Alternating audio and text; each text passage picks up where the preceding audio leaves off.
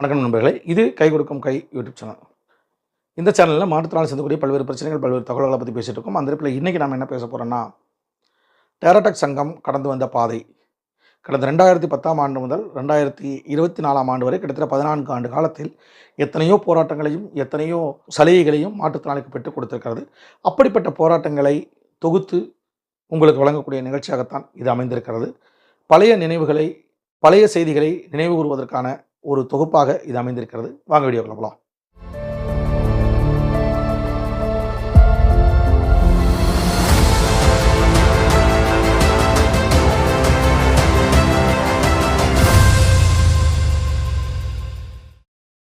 கடந்த 6/3/2018 இந்தியா முழுவதும் இருக்கக்கூடிய மாற்றுத்திறனாளிகளுக்கு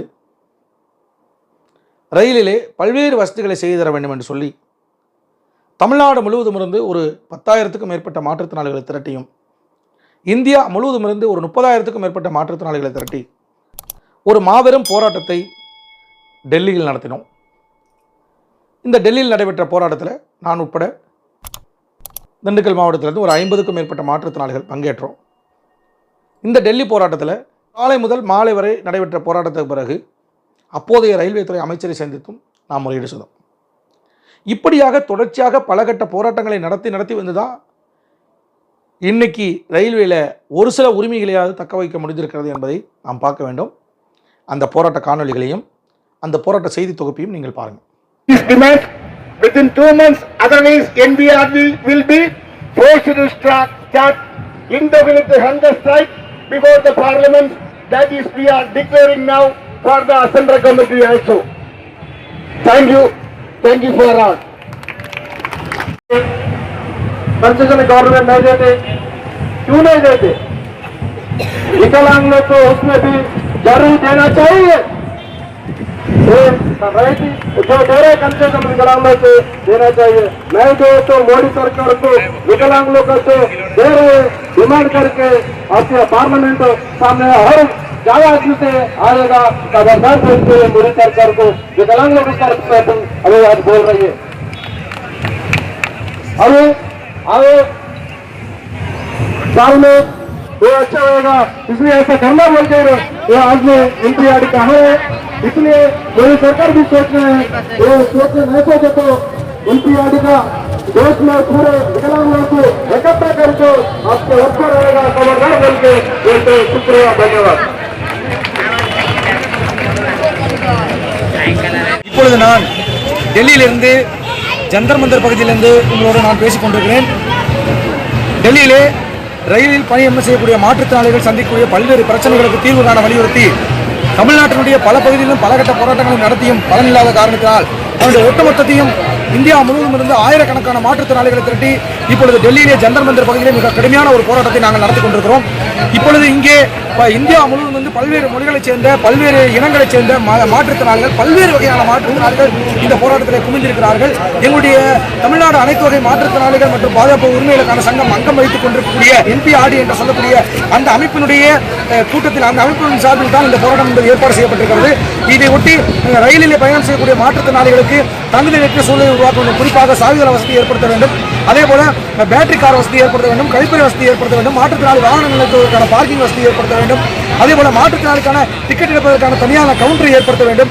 அதே போல மாற்றுத்திறனாளிகளை கண்ணியமாக நடத்த வேண்டும். மாற்றுத்திறனாளிகள் பயன்படுத்தக்கூடிய யூனிக் டிசேபிலிட்டி ஐடி கார்டு என்று சொல்லக்கூடிய அந்த ஐடி கார்டை மத்திய அரசு ஏற்றுக்கொள்ள வேண்டும் என்பன உள்ளிட்ட பல்வேறு கோரிக்கைகளை வலியுறுத்தி நாங்கள் இங்கே போராட்ட களத்தில் நிற்கிறோம். இந்தியா முழுவதும் இருக்கக்கூடிய 5 கோடிக்கும் மேற்பட்ட மாற்றுத்திறனாளிகளுக்காக நாங்கள் இங்கே சில ஆயிரம் பேர் கூடியிருந்தாலும் ஒட்டுமொத்த சமூகத்தினுடைய ஒரு குரலை ஓங்கி ஒழிக்கின்ற வகையில் இந்த போராட்டம் என்பது தொடர் இருக்கின்றது. இங்கே நம்முடைய மாவட்டமாகிய தமிழ்நாடு திண்டுக்கல் மாவட்டத்திலிருந்து நிறைய மாற்றுத்திறனாளிகள் இங்கே பங்கேற்றிருக்கிறார்கள். அந்த பங்கேற்றிருந்த காட்சியையும் அவர்கள் அனைவரையும் நாம் இங்கே காண முடியும். இங்கே வந்து நம்ம திண்டுக்கல் மாவட்டத்திலிருந்து நிறைய பேர் மாற்றுத்திறனாளிகள், கை கால் ஊனமுற்றோர், காதுகளால் வாய் பேச முடியாதவர்கள், மூளை வளர்ச்சி கொண்டவர்களுடைய பெற்றோர் என அனைவரும் இங்கே பங்கேற்றிருப்பதை நாம் காணலாம். அதே போல இங்கே வந்து பார்த்தீங்கன்னா பல்வேறு மாநிலங்களைச் சேர்ந்த மாற்றுத்திறனாளிகள் இங்கே அணியாய் திரண்டிருக்கிறார்கள். ரயில் பயணங்கள் மேற்கொள்ளும் போது அந்த ரயில் பயணங்கள் மாற்றுத்திறனாளிகளுக்கு வசதியானவையாக இருக்க வேண்டும். ரயில் நிலையங்களாக இருக்கட்டும், ரயில் பெட்டிகளாக இருக்கட்டும், மாற்றுத்திறனாளி மாற்றுத்திறனாளிகளுக்கு ஏற்றவையாக இருக்க வேண்டும் அப்படிங்கறத வலியுறுத்தி இந்தியாவில் உள்ள பல்வேறு மாற்றுத்திறனாளிகள் சங்கத்தை சேர்ந்தவர்கள் டெல்லியில இன்று ஜந்தர் மந்தர் பகுதியில போராட்டம் நடத்திக்கிட்டு இருக்காங்க. தமிழகத்தை சேர்ந்த பிரதிநிதிகளும் வந்திருக்காங்க. தமிழகத்திலிருந்து தமிழ்நாடு அனைத்து வகை மாற்றுத்திறனாளிகள் மற்றும் அவர்களுக்கு உதவுவோர் சங்கத்திலிருந்து தலைவர் திருமதி ஜான்சிராணி அவர்கள் வந்திருக்காங்க. நம்ம அவரோட பேசலாம். வணக்கம்மா. வணக்கம். அதாவது ரயில் பயணங்களை பொறுத்த வரைக்கும் உங்களுக்கு என்னென்ன முக்கியமான அடிப்படை பிரச்சனைகள் இருக்கு? அந்த ரயில் நிலையத்துக்குள்ள நீங்க போறதுல இருந்து அந்த ரயில் ஏறி உட்கார்றதுக்குள்ள உங்களுக்கு இருக்கக்கூடிய பிரச்சனைகள் என்ன சொல்ல முடியும்? ரயில் டிக்கெட் எடுக்கிறதுக்கு ஒரு ஐடி கார்டு வந்து கொடுக்கணும் அப்படின்னு சொல்லியிருக்காங்க. ஆனால் புது சட்டத்தில் மோடி அவர்கள் சொல்லியிருக்கிறதுல ஒரு யூனிவர்சல் ஐடி கார்டு கொடுக்குறேன்னு சொன்னாங்க. அது எல்லாத்துக்கும் பொருந்தக்கூடியதாக இருக்கணும்னு நாங்கள் நினைக்கிறோம். ஆனால் ரயில்வே நிர்வாகம் அதை ஏற்றுக்கிறது இல்லை. ரயில்வே நிர்வாகம் ஏற்கனவே நாங்கள் ஹேண்டிகேப்கான சர்டிஃபிகேட் வச்சிருக்கிறத அவங்க அக்செப்ட் பண்ணிக்காம ரயில்வேக்காக தனியாக ஒரு சர்டிஃபிகேட் வேணும்னு கேட்குறாங்க. அது ஒரு தேவையில்லாத அலக்கழிப்பு. அந்த சர்டிஃபிகேட் எடுத்துட்டு போனா அதுலயே என்ன சொல்லியிருக்குன்னா, என்ன வயசு இருக்கோ, எவ்வளவு அவங்களுடைய டிசபிலிட்டி இருக்கோ, அதுக்கு தகுந்த மாதிரி இத்தனை வருஷத்துக்கு அப்புறம் ரினிவல் பண்ணணும்னு இருக்கு. இப்போ 50 வயசுக்கு மேலானவங்க, பர்மனன்ட் டிசேபிள்டு, இவங்க எல்லாம் வந்து ரினிவல் பண்ண வேண்டாம். ஆனா டிக்கெட் எடுக்கிற போற கவுண்டர்ல அதை பத்தி நாலேஜே இல்லாததுனால இது ரவுண்ட் சீல் இருக்கு, இது கட்டமான சீல் இருக்கு, டாக்டரோட ரெஜிஸ்ட்ரேஷன் நம்பர் தெரியல, இது நீங்க ரினிவல் பண்ணிட்டு புதுசா எடுத்துட்டு வாங்கன்னு சொல்லி டிக்கெட் எடுக்கிற கவுண்டர்லயே எங்களை அலைக்கழிக்கிறதும் அவமானப்படுத்துறதுமா பண்றாங்க. அப்போ டிக்கெட்டே எங்களுக்கு கிடைக்கிறது ரொம்ப கஷ்டமா இருக்கு. ரயில் நிலையங்கள் உங்களுக்கு எந்த அளவுக்கு கடினமானதா இருக்கு? அதனுடைய டிசைன் வந்து உங்களுக்கு எந்த அளவுக்கு நீங்க பயணிக்கிறதுக்கு கஷ்டமா இருக்குன்னு சொல்றீங்க? அப்போ ரயில்வே ஸ்டேஷன்ல போய் பாத்தீங்கன்னா எங்களோட கோச்சஸ் எங்க இருக்குன்னு கண்டுபிடிக்கிறதே எங்களுக்கு முதல்ல கஷ்டம். சில ட்ரெயின்ல இன்ஜின் பக்கத்துல முன்னாடி இருக்கு, சில ட்ரெயின்ல பின்னாடி கார்டுக்கு பின்னால அங்க இருக்குது. எங்க இருக்குங்கிற அனௌன்ஸ்மெண்ட் கிடையாது மேடம். அதாவது இந்த ட்ரெயின் 2 நிமிஷத்துல இந்த பிளாட்ஃபார்முக்கு வருதுன்னு அனௌன்ஸ்மெண்டோட சேர்த்து எங்களுக்கான பெட்டி எங்க வருதுங்கிறத அனௌன்ஸ்மெண்ட் பண்ணா மட்டும்தான் நாங்க அதை போய் சேர முடியும். இப்ப பிளைண்ட் பீப்புளுக்கோ அல்லது டெஃப் பீப்புளுக்கோ அந்த இடம் எங்க இருக்குன்னு தெரிஞ்சு போக முடியாதனால அங்கேயும் இங்கேயுமா அலைய வேண்டிய சூழ்நிலை இருக்கு. செகண்ட் திங் வந்து ரெண்டாவதா என்ன சொல்லணும்னா, பிளாட்ஃபார்முக்கும் ட்ரெயினுக்கும் ஏறதுக்கான கேப் இருக்கு பாருங்க, அது ரொம்ப பெருசா இருக்கு. இப்போ உயரம் குறைவானவர்கள்லாம் எட்டி அதை கால் வச்சு ஏற முடியாது. உடல் ரீதியா டிசபிலிட்டி இருக்கக்கூடியவங்க எல்லாம் அதுல ஏறவே முடியாது. வீல் சேரோட வரவங்கள அதுல ஏத்துறதுக்கான எந்த வசதியுமே கிடையாது. அதுவும் இல்லாம இந்த கோச் எங்களுக்கான தனி பெட்டி இருக்கு இல்லையா, அது கடைசியா வந்ததுனாலும் பிளாட்ஃபார்த்தை தாண்டி போய் நிற்கும். அதுல கரடு முரடான அந்த பாதையில ரொம்ப உயரமான இடத்துல ஏறுவது என்பது சாத்தியமே இல்லாமல் இருக்கு. ஆகவே நாங்க என்ன சொல்றோம், இந்த பெட்டி எங்க வருதுங்கிற சொல்லணும். பிளாட்ஃபார்ம் வந்து கன்வீனியன்ட்டா எங்களுக்கு வசதியா இருக்கணும். பிளாட்ஃபார்முக்கும் ட்ரெயினுக்கும் ஏறுவதற்கு நீங்க ஒரு சாய்த்தளம் மாதிரி அந்த இடத்துல ஒரு போட்டா கூட, ரேப் போட்டா கூட அதுல நாங்க வீல் சேர்லயும் நடந்து போக முடியும் ஈஸியா. அது மாதிரி எல்லாம் வேணும் நாங்க ஃபெசிலிட்டிஸ் கேட்கிறோம் மேடம். அதாவது இந்த ரேம்ப் வசதி வந்து வைக்கணும் அப்படின்னு சொல்லி ஏடிஎம்கள்ல வந்து ஒரு முக்கியமான இது வந்து இஷ்யூ வந்து நீங்க எல்லாரும் சேர்ந்து ரைஸ் பண்ணீங்க. கிட்டத்தட்ட முக்காவாசியான ஏடிஎம்கள்ல அதை வைக்கணும், முடிந்த அளவுக்கு அதை வைக்கிறதுக்கான வழி பார்க்கணும், அதை கட்டும் போதே ஏடிஎம்ல ரேம்புக்கும் சேர்த்த மாதிரி வைக்கணும் அப்படின்னு சொல்லி சொன்னீங்க. இந்த மாதிரியான விஷயம் ரயில் நிலையங்கள்ல எந்தெந்த இடங்கள்ல இருந்தா உங்களுக்கு வசதியாக இருக்கும் நீங்க குறிப்பிட்டு? எல்லா ஸ்டேஷன்லயும் டிசபிலிட்டி பீப்புள் ஊனமுற்றோர் ஏறதான் செய்யறாங்க. அப்ப எல்லா ஸ்டேஷன்லயுமே அது வேணும். அதுக்கான ஒரு வழி பாதை ஏதாவது ஒரு இடத்துல இருக்குங்கிறத கூட அனௌன்ஸ் பண்ணா நாங்க போயிடுவோம். இப்போ குறிப்பா சென்னையில தாம்பரத்துல பாத்தீங்கன்னா அங்க வெளியில 2 வீலர் இந்த 3 வீலர் இருக்கு இல்லையா, அந்த வீலர் பார்க் பண்ணிட்டு நாங்க நடந்து போறதுக்கு பாத்தீங்கன்னா 1 கிலோமீட்டர் 2 கிலோமீட்டர் நாங்க நடந்து போனோம். அவங்க நடக்கவே முடியாதவங்க எப்படி மேடம் உள்ள போக முடியும்? அங்க இந்த பேட்டரி கார் சிஸ்டமும் உள்ள எங்களுக்கு வராது, வீல் சேரும் வராது. அப்ப நாங்க நடந்தே போக முடியாம ட்ரெயின் என்ன நாங்க பயணிக்க கூடாது ஒண்ணா? ட்ரெயின் எங்களுக்கு தேவையில்லையா?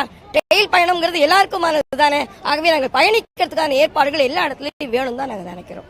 நீங்க வந்து உங்களுடைய கோரிக்கைகளை குறிப்பிடும் போது ரயில் இருக்கு இல்லையா, அந்த ட்ரெயினுடைய போகிஸ் அதாவது கம்பார்ட்மெண்ட்ஸ் அதாவது யூனிவர்சல் டிசைன்ல இருக்கணும் அப்படின்னு சொல்றீங்க. அப்படின்னா இப்போ நம்ம கிட்ட இருக்கிற ரயில்ல வந்து என்ன பிரச்சனை இருக்கு, இந்த ட்ரெயின்ல என்ன பிரச்சனை இருக்கு, என்ன டிசைன் ப்ராப்ளம்? இப்போ எங்களுக்கான கோச் மட்டும் நான் இப்ப சொல்றேன்.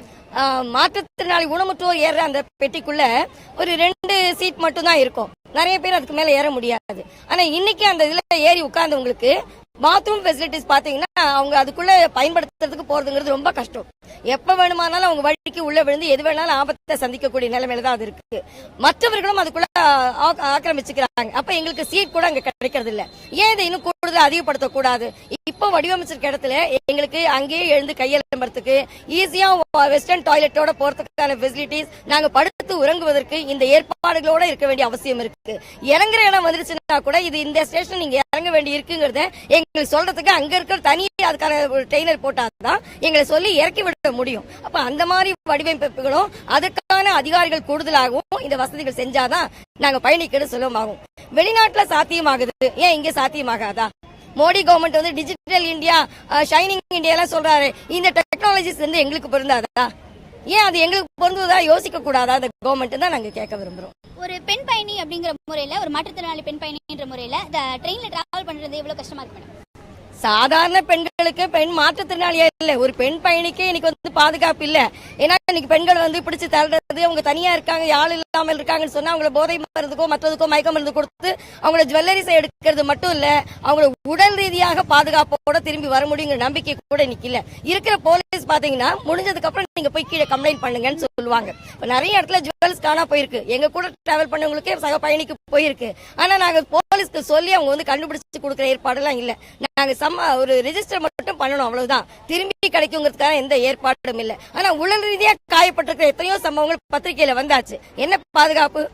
ஆகவே இன்னைக்கு போலீஸ் ப்ரொடெக்ஷனை அதிகப்படுத்துவது, ஒரு அவேர்னஸ் அதிகப்படுத்துவது, கூட இருக்கிற சக பயணிகளை அவங்களுக்கு உதவி செய்யறது. நம்ம தனியா போய் தேடினா, எங்க அந்த பக்கம் இந்த பக்கம் தேடினா நமக்கு பிரச்சனை வந்துருமோ, கீழே தள்ளிடுவாங்களோ, அச்சம் இல்லாமல் பயணிப்பதற்கான ஏற்பாடு வேணும்னு நாங்க நினைக்கிறோம். கன்செஷன்ஸை பொறுத்த வரைக்கும் உங்களுடைய கோரிக்கைகள் என்னென்னவா இருக்கு? அது குறிப்பா வந்து நீங்க சொல்லிருக்கிறது 75% வந்து ஸ்டாண்டர்டான கன்செஷன் வேணும் அப்படிங்கறத நீங்க வந்து குறிப்பிட்டிருக்கீங்க. அதை தவிர்த்து உங்களுடைய கோரிக்கைகள் என்னென்ன இருக்கு? எல்லா ட்ரெயினுக்கும் வேணும் மேடம். இப்போ வந்து ஸ்ரீதா ட்ரெயின் இருக்கு, பாத்தீங்கன்னா நார்மல் பீப்புளே கூட அதுல பயணிக்க முடியாது. ஹைஃபை பீப்புள், உயர்ந்த வருமானத்தில் இருக்கக்கூடியவங்க மட்டும் தான் அதுல பயணிக்கவே முடியும். அந்த அளவுக்கு காஸ்ட்லி இந்த ட்ரெயின். அது மாதிரி எல்லா எக்ஸ்பிரஸ் ட்ரெயின்லயும் சரி, லோக்கல் ட்ரெயின்லயும் சரி, இந்த 75% கன்செஷன் எல்லா ஊனமுற்றோருக்கும் கொடுக்கணும்னு நாங்க நினைக்கிறோம். அது டெஃபா டெம்மா என்ன பர்சன்டேஜ் கிடையாது. அவங்க ஐடி கார்டு வச்சிருக்காங்கல்ல, அவங்களுக்கு எல்லாருக்கும் இது உரியதாக மாற்றணும்னு நாங்க நினைக்கிறோம். எல்லா ட்ரெயினுக்கும் இது வேணும். ரயில் நிலையங்களை பொறுத்த வரைக்கும் மறுபடியும் நான் ரயில் நிலையம் ஏன் கேட்கலாம், ரயில் நிலையங்கள்ல இப்ப இருக்கிற ரயில் நிலையங்கள் நீங்க பாத்திருக்கீங்க, இந்தியா முழுவதும் குறிப்பா தமிழகத்துல பாத்திருக்கீங்க. இல்ல முக்கியமா உடனடியா கொண்டு வர வேண்டிய 3 மாற்றங்கள்னா என்ன சொல்லுவீங்க? ஒண்ணு, எங்களுக்கு லிஃப்ட் வசதி வேணும். ஏன்னா இப்போ சில இடங்கள்ல வந்து இந்த இது வச்சிருக்காங்க, அதுல எல்லாம் கூட எங்களால ஏற முடியல மேடம். அதுல இப்போ உண்மையா சொல்லணும்னா மெட்ராஸ்ல இருக்கு, அதை நாங்க சொல்லி கெஞ்சி கூட கேட்பேன், கொஞ்ச நேரம் ஆஃப் பண்ணிட்டு எங்களை மாதிரி டிசேபிள் வந்தா அதுல ஏத்திட்டு போய் அந்த மேல விட்டுட்டு ஆஃப் பண்ணி திரும்பி நீங்க மற்ற பேசஞ்சர்ஸை ஏத்திக்கோங்க அப்படின்னு சொன்னா அதை வந்து காதுல வாங்கிக்கவே மாட்டாங்க. அதுல ஏறதுக்கு எங்களுக்கு பயமா இருக்கு, எப்போ விழுந்துருவோமோன்னு சொல்லி எங்களுக்கு பயமா இருக்கு. அப்ப எங்களுக்கு ஃப்ரெண்ட்லியா இந்த ஸ்டேஷன்ஸ் இருக்கணும் அப்படின்னு சொன்னா லிப்ட் எல்லா இடத்துலயும் வேணும். மேல போறதுக்கு வீல் சேர் அவைலபிலிட்டி நிறைய வேணும். இதுக்கெல்லாம் காசு கேட்கிற ஏற்பாடும் இருக்கக்கூடாது. வீல் சேர் எடுத்துட்டு போனா அது நேரடியா கேட்கலனாலும் 100, 150, 200 அதுக்கு மேல கூட காசு கொடுக்கணும். அதுதான் இன்னைக்கு உண்மையில நிலவரம் இருக்கு. ஆகவே எங்களுக்கு கன்வீனியன்ட்டா அதுக்கான ஏற்பாடுகள் லிப்ட் கட்டாயமா வேணும்னு நாங்க நினைக்கிறோம். மேம், இதுல குறிப்பா கேட்க வேண்டிய விஷயம் என்னன்னா, பாதுகாப்பு இதெல்லாம் தாண்டி ரயில்கள் வந்து உங்களுக்கு சுகாதாரமான வகையில இருக்கா? பாத்ரூமா இருக்கட்டும், அங்க இருக்கக்கூடிய ஃப்ளோரிங்கா இருக்கட்டும், நீங்க உட்கார சீட்ஸ் அதெல்லாம் உங்களுக்கு அந்த இடம் வந்து சுகாதாரமான முறையில இருக்கா? அதாவது உங்களுக்கு ஏற்ற வகையில இருக்கா? மேடம், நீங்க பத்திரிகையெல்லாம் பார்த்திருப்பீங்க, எல்லாமும் லாப நோக்கோடு பாக்குற பிஜேபி கவர்மெண்ட் இதுல வந்து சுகாதாரம் சம்பந்தமா ரயில்வே பாதுகாக்கிறது இல்ல, அதெல்லாம் தனியாருக்கு விட்டுட்டாங்க. இப்ப ஃபுட்டா இருக்கட்டும், அல்ல சுகாதாரமா இருக்கட்டும், பாத்ரூம் டாய்லெட் கிளீனிங்கா இருக்கட்டும், உட்கார்ற இடமா இருக்கட்டும், இதெல்லாம் தனியார் பண்றாங்க. ஆகவே அது எப்படி உருப்படியா இருக்க முடியும்? ஆகவே கவர்மெண்டே அதுக்கான பொறுப்பை எடுத்துக்கிட்டு அவங்களுடைய ஸ்டாஃப் அதுக்கு போட்டு வேலைக்கு கேட்கறவங்க எவ்வளவு பேர் இருக்காங்க. அந்த ஸ்டாஃப் எல்லாம் இதுக்கு வேலைக்கு நிறைய பேர் ஆக்குபை பண்ண முடியும். அப்படி போட்டால்தான் உண்மையான சுகாதாரம் எங்களுக்கு கிடைக்கும். அங்கதான் வச்சுட்டு நாங்க சாப்பிடணும், மத்தவங்களும் சரி நாங்களும் சரி. சாப்பிடுற இடம் அதுதான், அங்கதான் தூங்கணும், அங்கதான் டாய்லெட் பக்கத்துலயே இருக்கு. அப்ப எவ்வளவு சுகாதாரம் அங்க மெயின்டைன் பண்ண வேண்டி இருக்கும்? அது பூரா கவலையே இல்லாத கவர்மெண்டா தான் இன்னைக்கு சென்ட்ரல் கவர்மெண்ட் இருக்குன்னு நாங்க நினைக்கிறோம். நீங்க தொடர்ந்து இந்த கோரிக்கைகளை வந்து மத்திய அரசுக்கு சொல்லிட்டு தான் இருக்கீங்க. இது வரைக்கும் மத்திய அரசு உங்களுக்கு வந்து இதுக்கான பதில் என்ன கொடுத்திருக்காங்க? இந்த முறை நீங்க என்ன கேக்குறீங்க? இன்னைக்கு 4 மணிக்கு மினிஸ்டர் அப்பாயின்மெண்ட் கொடுத்திருக்காங்க. அவரை பார்த்து நாங்க மெமரண்டத்தை கொடுக்க போறோம். ஏற்கனவே தொடர்ச்சியா நாங்க போராடி தான் 2016 எங்களுக்கான ஒரு புதிய உரிமைகள் சட்டமே வந்திருக்கு. அந்த உரிமைகள் சட்டம் தான் தடையில்லா சூழலை எல்லா இடத்துலயும் ஏற்படுத்தணும்னு சொல்லியிருக்கு. அந்த சட்டத்தின்படி செய்யுங்க தான் கேட்கிறோம். எங்களுக்கு கருணை காட்ட சொல்லல, எங்களுக்கு பரிதாபத்துக்குரியவங்களா நாங்க நிக்கிறோம், எங்களுக்கு பாருங்க நாங்க சொல்லல. இந்த சட்டம் இவங்க தானே ஏற்றிருக்காங்க. இந்த சட்டத்தை நிறைவேற்றுவதற்கு 10 பைசா கூட கூடுதலா நிதி ஒதுக்காமல் எப்படி மேடம் சாத்தியமாகும்? ஆகவே நிதி ஒதுக்காம வெறும் வாய்ஜாலத்துல மட்டும் கண்ணீர் வெடிச்சு விக்கலாங்க திவ்யாங்கா நாங்க மாத்திட்டோம், நீங்க எல்லாம் தெய்வ பிறவிகள் சொல்ற வார்த்தைகள் தான் எங்களுக்கு கிடைக்கிறதே தவிர உண்மையில் எங்களுக்கான கரிசனத்தோடு செய்யக்கூடிய நடவடிக்கைகளை இந்த கவர்மெண்ட் செய்யல. ஆகவே இன்னைக்கு இந்த போராட்டத்தை நாங்க இங்க நடத்திருக்கோம். பல அமைப்புகள் வந்திருக்கிறாங்க, பல மாநிலத்திலிருந்து நாங்க டெல்லிக்கு இங்க வந்து சேர்ந்திருக்கோம். வந்திருக்கிறதெல்லாம் ஒரு சாதாரண விஷயமே கிடையாது. பல சிரமங்களுக்கு மத்தியில, காசு பணம் மட்டும் இல்ல, உடல் ரீதியா அவ்வளவு சிரமங்களுக்கு மத்தியில தான் நாங்க டெல்லியில வந்து சேர்ந்திருக்கோம். இன்னைக்கு மினிஸ்டர் பாக்குறோம். எங்களுக்கு பாதுகாப்பான, எங்களுக்கு உரிய முறையில இந்த பதில் இல்லைன்னா அடுத்த கட்ட போராட்டத்தை நிச்சயமா நாங்க தொடருவோம். அது இந்தியா பூரா எதிரொலிக்கும். எங்ககிட்ட ஒண்ணுமே முடியாது, இவங்களா டிசேபிள் தானே, என்ன பண்ணிடுவாங்கன்னு சொல்ல முடியாது.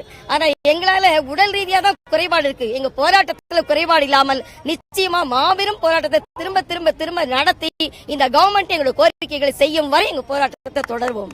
மேடம், குறிப்பா பொதுமக்கள் இந்த போராட்டத்துல இருந்து எதை எடுத்து செல்லணும்? நீங்க போராடுறீங்க, உங்களுடைய பிரச்சனைகளை சொல்றீங்க, உங்களுக்கு இது வேணும், இந்த மாற்றம் தேவை, உங்களால இதை வந்து வசதியா பயணிக்க முடியல, வசதியான விஷயங்கள் இல்ல, மற்றவங்க பயணிக்கிற மாதிரி வசதியா இல்லைன்னு சொல்றீங்க. இதுல பொதுமக்களுடைய உதவி உங்களுக்கு எங்க தேவைப்படுது? இந்த போராட்டத்துல இருந்து பொதுமக்கள் எடுத்து செல்ல வேண்டிய விஷயங்கள் என்ன?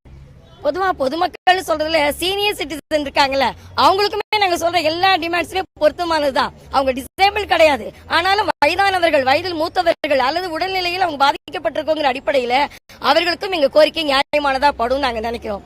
அநேகமான வீடுகள்ல அக்கம் பக்கம் இருக்கிறவங்க மாற்றுத்திறனாளிகள், ஊனமுற்றோரை பார்க்க தான் செய்யறாங்க. அவர்களுக்கான உரிமையும் மனித உரிமைங்கிற புரிதல் சமூகத்துக்கு இருந்ததுன்னு சொன்னா நிச்சயமா எங்களுக்கு சப்போர்ட் பண்ணுவாங்க. அந்த புரிதலை ஏற்படுத்தணும்னு நாங்க நினைக்கிறோம். இன்னைக்கு வந்து மெமரண்டம் கொடுக்க போறேன் அப்படின்னு சொல்லிருக்கீங்க. கடைசி கேள்வி, இதுல வந்து உங்களுடைய எம்ப்ளாய்மெண்ட், உங்களுடைய வேலை வாய்ப்பை பத்தி பேசுவீங்களா? ஏன்னா முன்னாடி கண்டிப்பாக 3% வந்து இடஒதுக்கீடு அப்படின்னு இருந்தது. அதுக்கப்புறம் அதுல மாற்றம் கொண்டதுக்கு அப்புறம் 4% வரையில் இடஒதுக்கீடு அப்படின்னு சொல்லியிருந்தாங்க. அப்போ 1%, 2% மட்டும் இடஒதுக்கீடு கொடுக்கறதுக்கான வாய்ப்பும் இருக்கு. இதுல மாற்றம் கொண்டு வரதுக்கு பேசுவீங்களா? கண்டிப்பான 4% கேட்கறதுக்கு வாய்ப்பு இருக்கா? கண்டிப்பா நாங்க 4% வேலை வாய்ப்பு என்பது கேட்போம் மேடம். சில இடங்கள்ல தமிழ்நாட்டுல எல்லாம் சில வழக்குகள் கூட நாங்க கோர்ட்ல போட்டிருக்கோம்.